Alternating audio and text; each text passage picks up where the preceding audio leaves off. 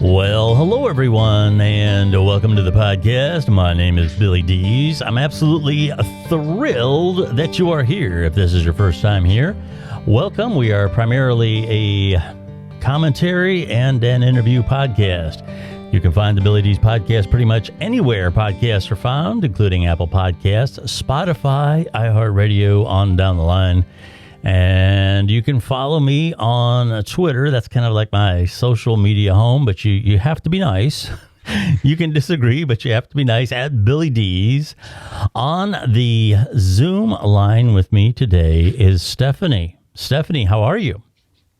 I'm well. Hope you are. Yes. We've had some technical difficulties, but hopefully we're getting them ironed out.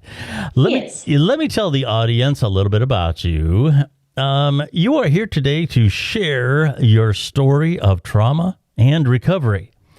On September 29th, 2018, her life and that of her children was transformed indefinitely from that of a healthy 47-year-old single parent of two children to that of a critically injured and airlifted patient fighting for her life. And this was all done by a drunk driver, and it's a story that we hear a lot.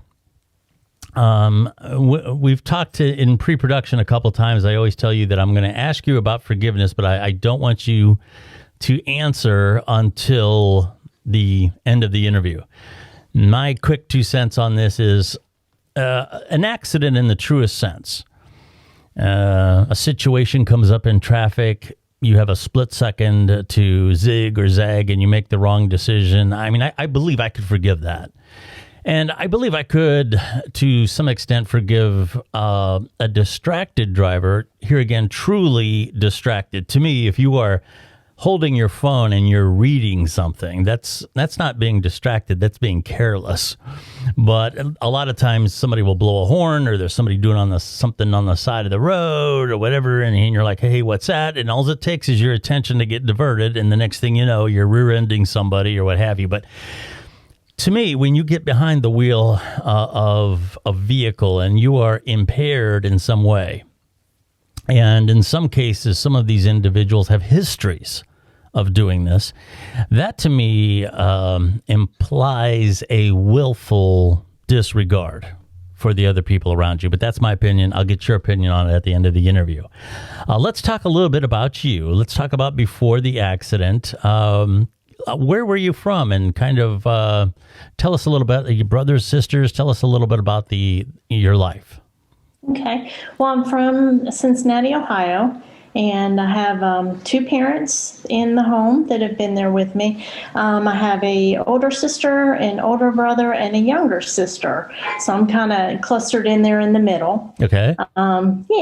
Just typical middle-class family. As siblings, we did fight and pick at each other. Sure. So I remember morning breakfast times were always, a sense of everyone was tired, they were irritated. So we would try and poke fun at each other, and we would build like a barricade of cereal boxes around our bowl of cereal so that we wouldn't look at each other, give anyone dirty looks. So that was one memory I have. So yeah, I was an only child, and I missed out on a lot of those experiences. A lot of people just presume, oh, you were an only child, you were spoiled, and this and that. My dad actually went too far the other way. He was afraid I was going to be spoiled, so I had to earn everything, Christmas presents, and it was, especially that I've gotten older. My mom died here recently, and I wish I would have had some brothers and sisters to support me through all of that. And it was a very lonely experience. And I grew up very introverted. So I'm not sure that my way, being an only child, is the best way, even though it's counterintuitive. Everybody thinks, oh, you didn't have to share and all that. And I do have only child syndrome. All my ex-girlfriends would attest to that. My wife would attest to that. So what are some of your interests when you are trying to entertain yourself? Do you like books, movies? What are some of your favorite things to do? Well, my interests have kind of changed, after the wreck, but I enjoy listening to Audible books Yeah. because I'm having a hard time seeing to read. Mm. I like watching movies. I have a group of friends. We met about 15 years ago through a divorce care class at a local church, Okay. and we're still friends to this day. We're very close knit. So we get together at least once a month and for holidays and things like that. So I like spending time with them and catching up on their lives. Sure. My daughter and I like to do crafting projects and art projects. She's a way better artist than I am and more creative, but it's neat to be able to do things like that with her. Sure. Yeah. Now you have two children, right? How old are I they, do. and what are they up to these days? Okay. My son just turned 21, and he was pretty much I guess not really my caregiver, but he was taking me to appointments and things like that, picking up medicine, grocery shopping. He has since moved out, and at the time he was running a video. A videography company out of his room, actually. Awesome. So he started his own company. So he was able to, edit videos in between taking media appointments, and he's, making a name for himself in Raleigh. Awesome. So he's doing that, and my daughter's doing online classes. She just started high school, and the dog is just wondering when I'm going to go back to work and what's going on because she's not used to all these people being here. Oh, okay. So, yeah. Now your dog means a lot to you. I know that. You want to tell us just quickly about your dog? Sure. Well, I got Lady probably a couple years after the divorce, and I found her at a local pound, and she's a Cocker Spaniel mix, and she's been to the hospital to see me. She's been in the hospital bed when it was here in my living room. She's been there when the nurse was taking care of me. I mean, she's always wanting to see what's going on. She's very curious. Yeah, I'm an animal lover too, and boy, they can be, some really great therapy. I guess they can calm you down, they can make you feel better, and there's nothing like if you're not an animal lover, in my opinion, you're missing out on a significant chunk of what makes life enjoyable in terms of the free things in life. But anyway, some people don't feel that way, but I do. Now, before your accident, you were busy. You had a career and all that. What were you up to? Yes. I was an optical technician for about 13 years. So I helped people with glasses. I helped them pick out glasses, order the glasses, adjust the glasses, did inventory. Just really, I like to be around people, and I had built quite a rapport with my patients. They would ask for me by name, and just really, really enjoyed that type of work. Yeah. So... starting to talk about the night of the accident. I worked in the nightclub industry for many years. I myself was not a drinker. And for the most part, I kind of believe the bar community sometimes gets a bad rap.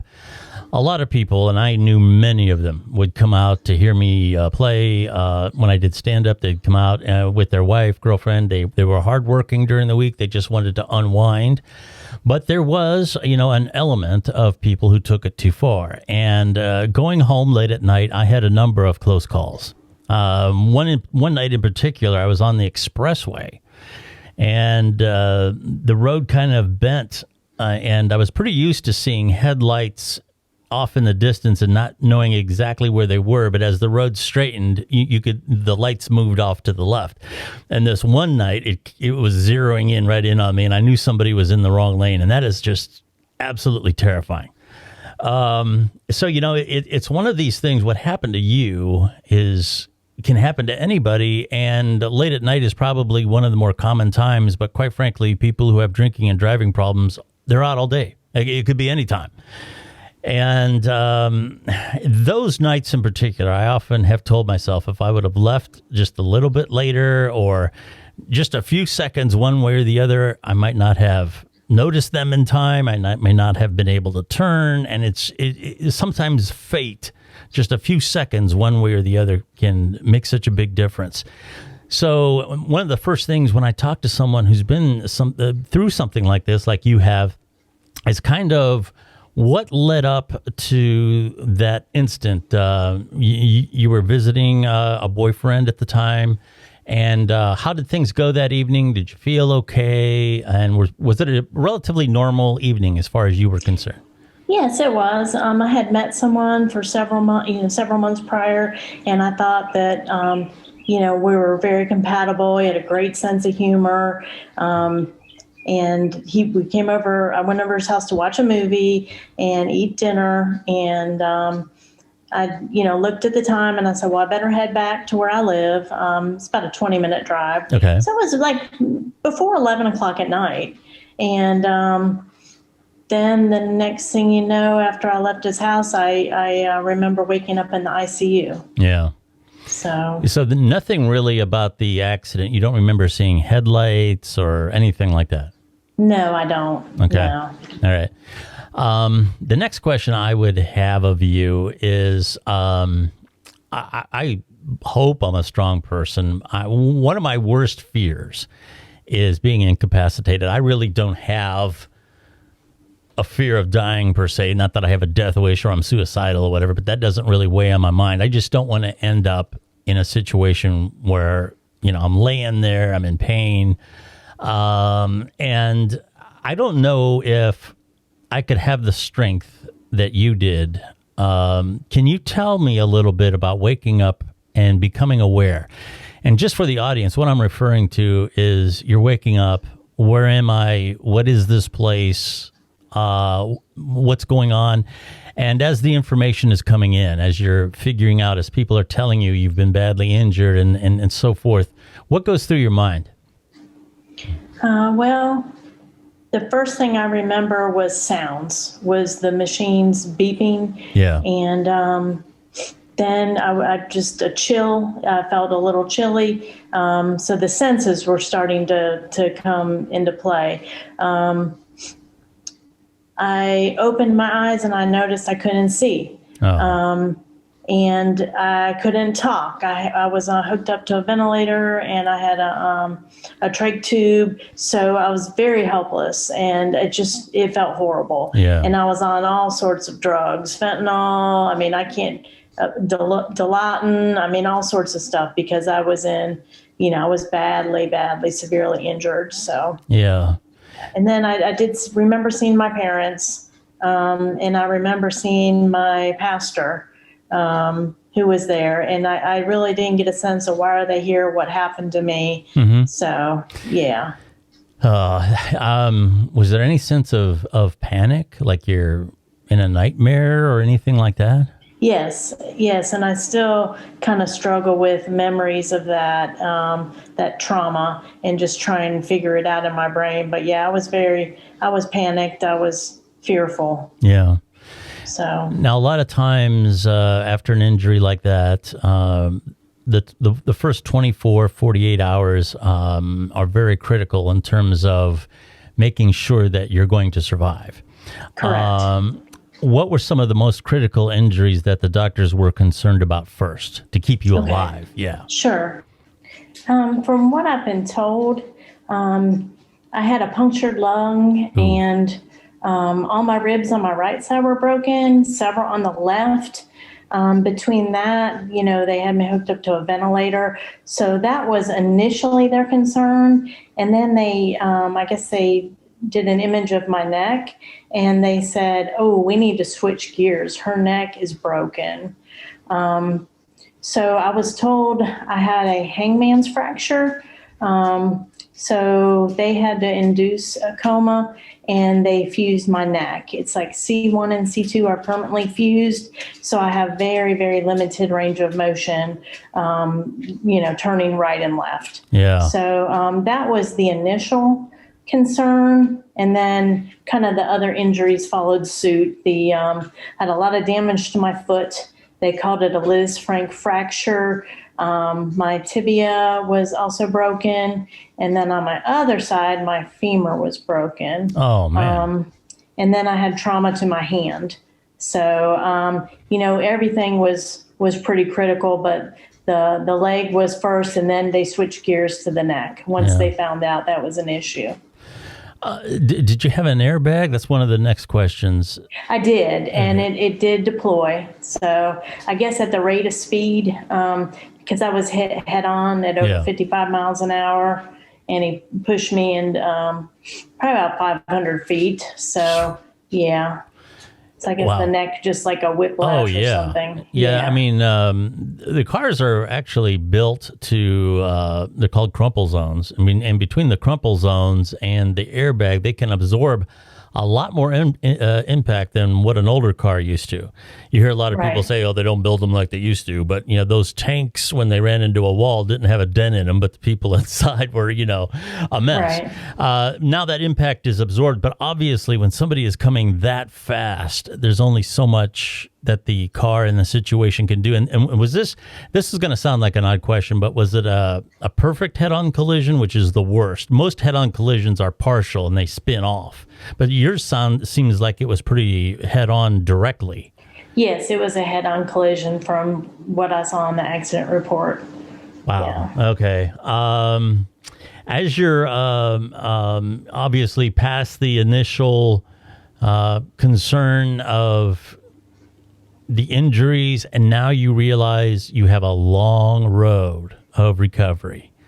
Right. How did you move into that stage? Were there people at the hospital who kind of talked to you about what was going to happen? Did you have emotional support as well as physical support? How did that work?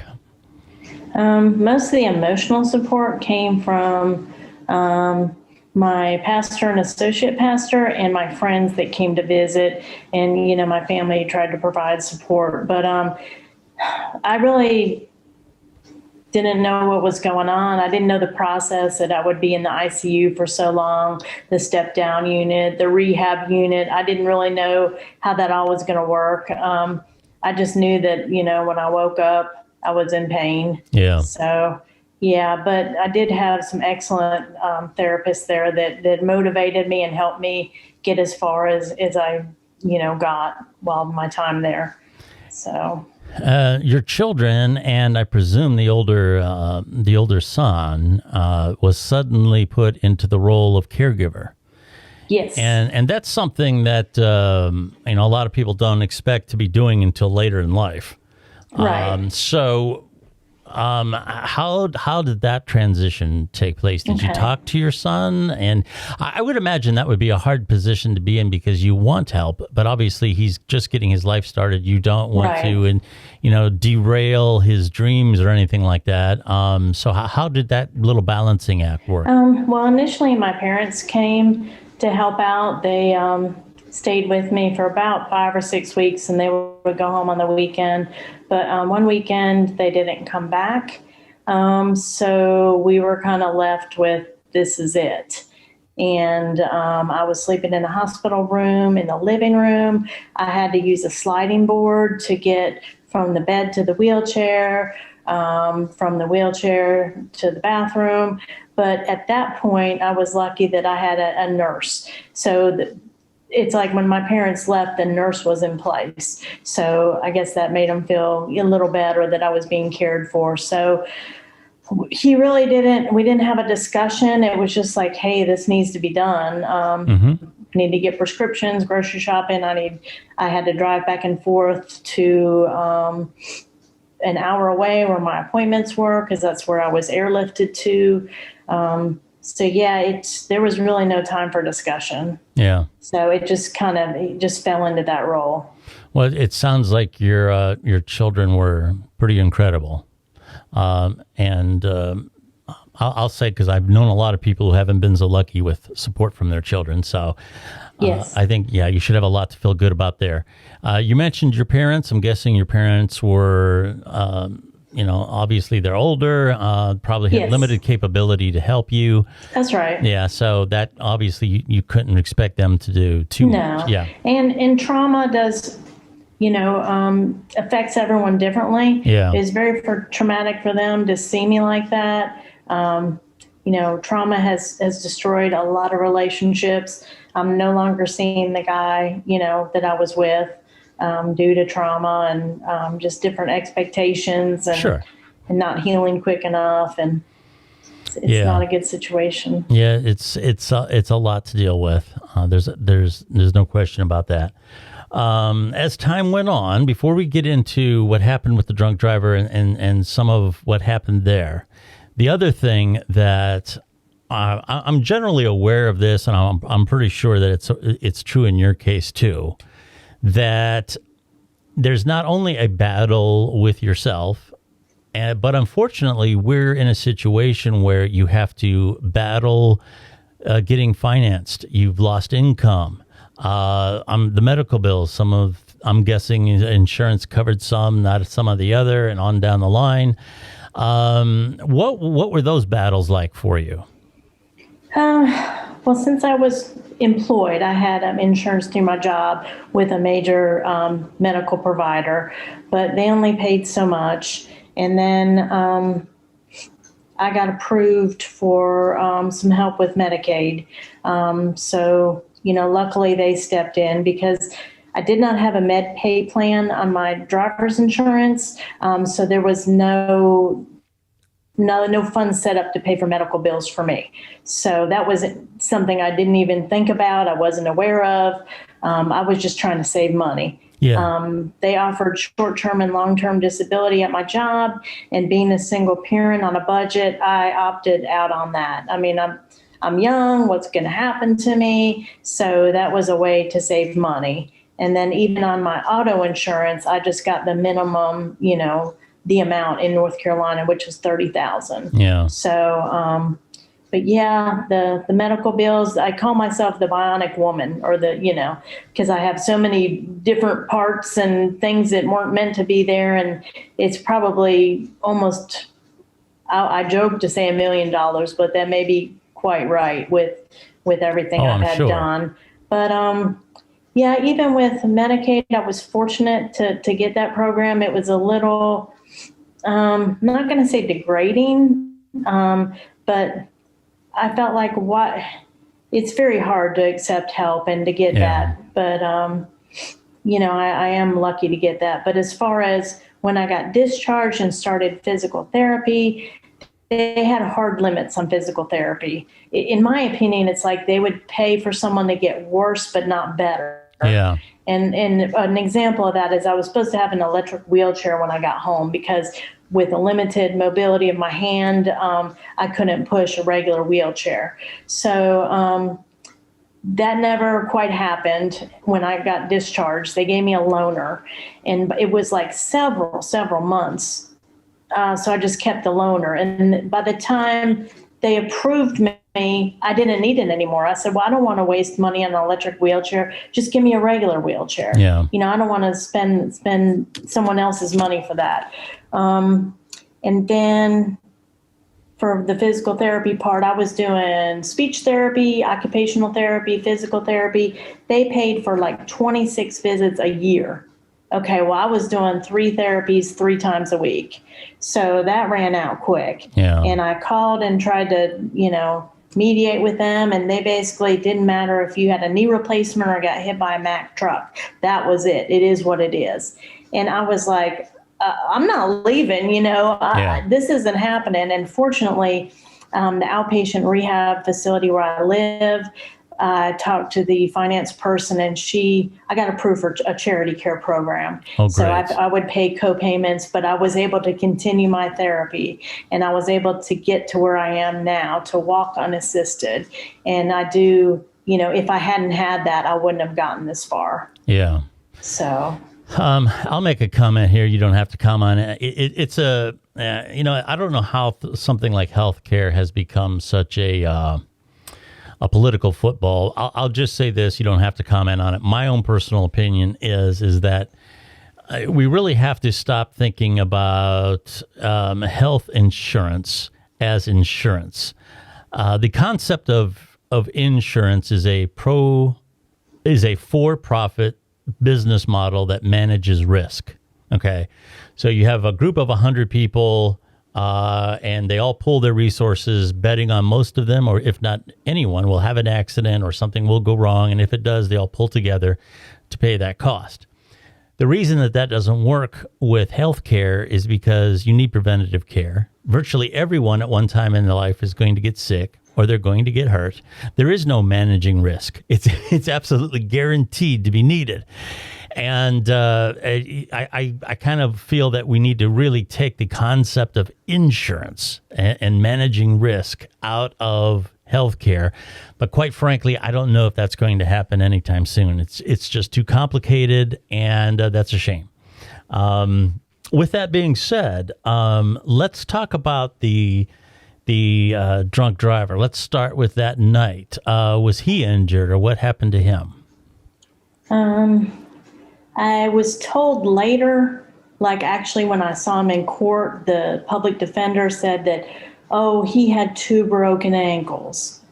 But when the attorney tried to, I had an out-of-town attorney that my family had hired, they said that he had a traumatic brain injury and he couldn't remember anything. And, you know, he didn't know where he was going or if he had come from a bar. So, you know, they made it sound like he was just really had a bad traumatic brain injury. And I might add, I too had a mild TBI. So I had a traumatic brain injury. Yeah. It shows up on my x-rays and I couldn't remember things. And yeah. Yeah. So, yeah, the 2 broken ankles is what I know of.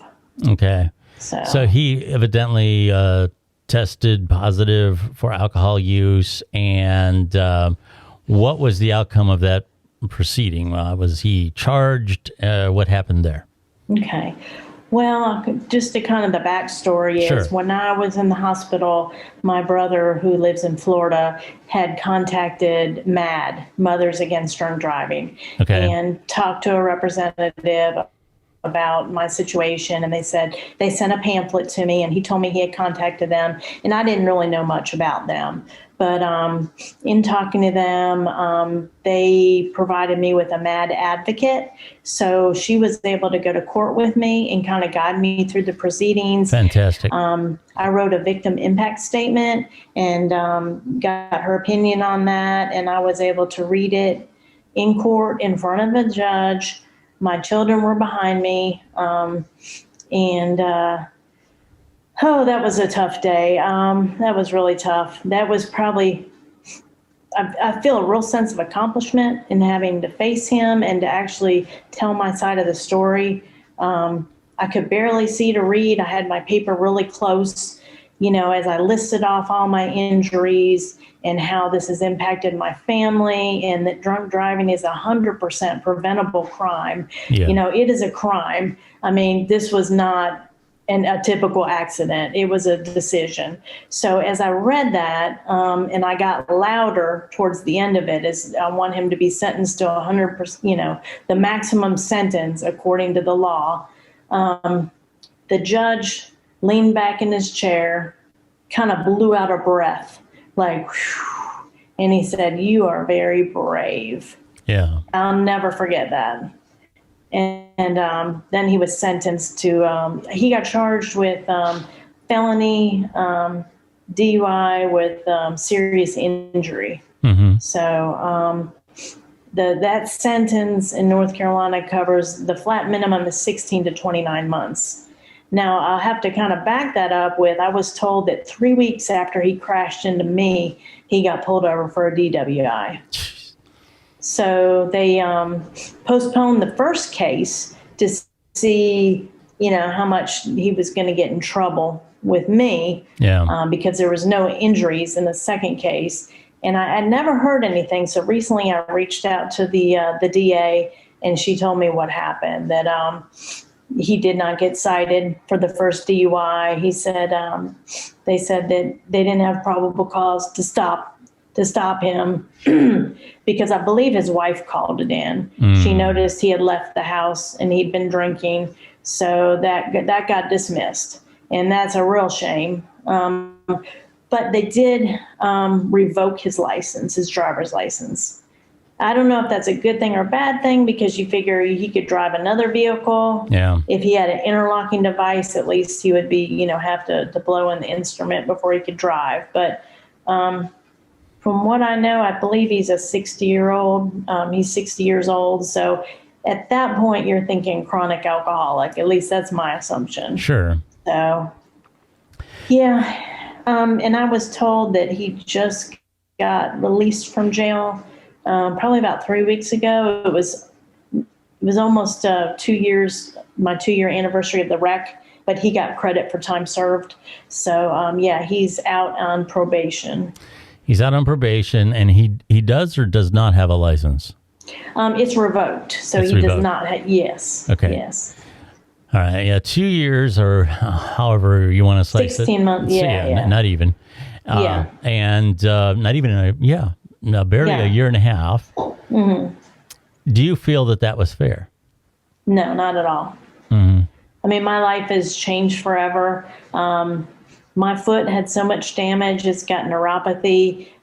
It's I can't walk without a shoe on. Luckily, I'm able to press the gas pedal, but, the limited range of motion with my neck, just the pain I'm in, all the surgeries I've had, and I'm still looking at possibly some more. Yeah. I go back to the eye specialist to get another opinion. But having worked in the eye care field, that's a big blow. I mean, bones heal. I can handle a little bit of chronic pain, but when he hit me, it affected, I believe, the fifth nerve in the back of my brain, and my eye crossed. It was turned inwards. So that's why I was seeing double. Yeah. So, and here again, this is me talking. I believe that in a lot of cases in this country, we give a lot of attention to the rights of the accused. Miranda rights, rights to an attorney. If you go to jail and you need health care, you get it. I could go on down the list, but there aren't too many rights of a victim. You're pretty much on your own. And I'm glad that Med and some of those other people stepped up to help you because we should have more of that built into the system. It seems like if, and I would say you're a victim of a crime. It wasn't like a mugger that hit you over the head, but it was somebody who behaved recklessly, unlawfully, and turned your life upside down. What's your opinion about that? Do you feel that the court system in general gives enough consideration to victims? not at all, not at all. And I'm just really shocked with me having to get on, to get help with Medicaid, that's money that the taxpayers are paying, and this, needs to be harsher crimes so this doesn't happen, so we don't run out of money, disability, things like that. I mean, there just needs to be harsher laws, harsher sentences. I mean, no more, warning the first time or get off and, Okay. I'm just really disgusted with that. Sure. So I'll come back to that one question about forgiveness. I've got some religious friends. I'm not really a person of faith. Faith is a gift that I haven't been given. But, they often say that, to forgive, you are undoing a burden that you are carrying. When you don't forgive, you are carrying that burden all the time. I'm not sure it would work that way with me or not. Has it worked that way with you? Do you have forgiveness for the person who hit you? I know I should. I know it's the right thing to do. I know we learned in divorce care that you can forgive, but you don't forget, kind of thing. Yeah. I don't know if I'm there yet. I try not to focus on what he did to me. I just try and focus on getting better. So, I don't think I've really approached that subject quite yet. I understand. So, yeah. Well, you're well within your rights to feel that way. I probably couldn't do it. Getting through all this, trying to shape a positive message for others. You're here to tell a story. I know that you've done other programs. What is your hope in telling this story? Do you want to be an example for those who have been through it, or what do you want your message to be? Just try and dig deep down when things like this happen, these traumas, and find your courage, find your voice. I don't know if I'm really a role model or an example. I'm just trying to take care of me. But if others view me as that, I'm glad.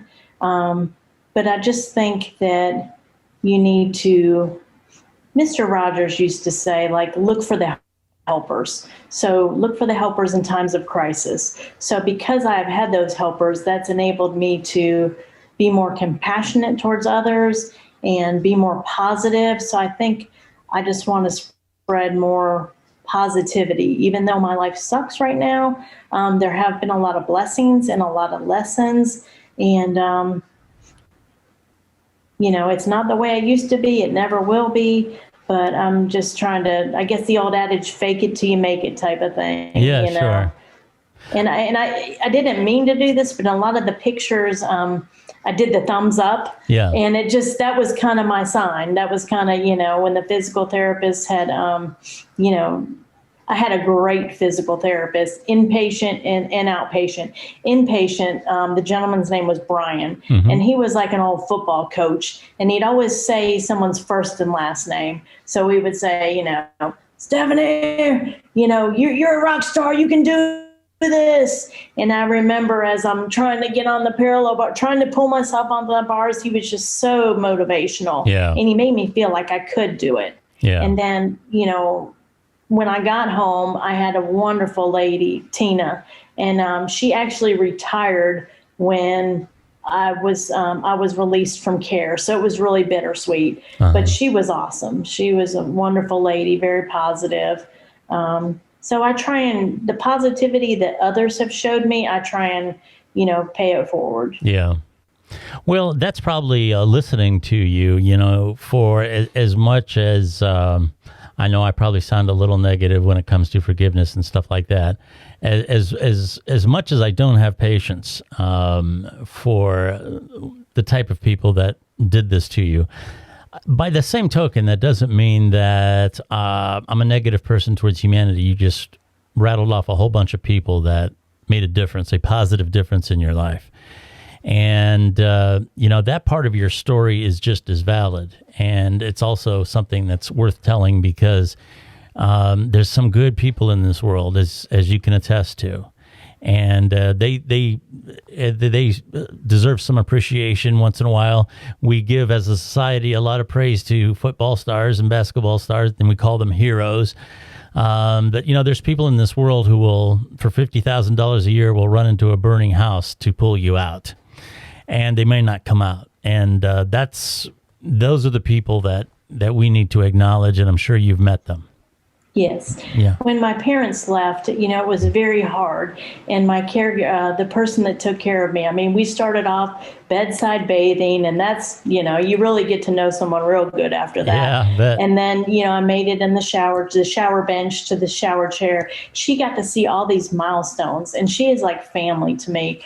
Barbara was a wonderful person. And when COVID hit, I was worried for her, safety or whatnot. And I found that I can stand in the shower now. I can do these things. So it was kind of bittersweet. I really didn't need her.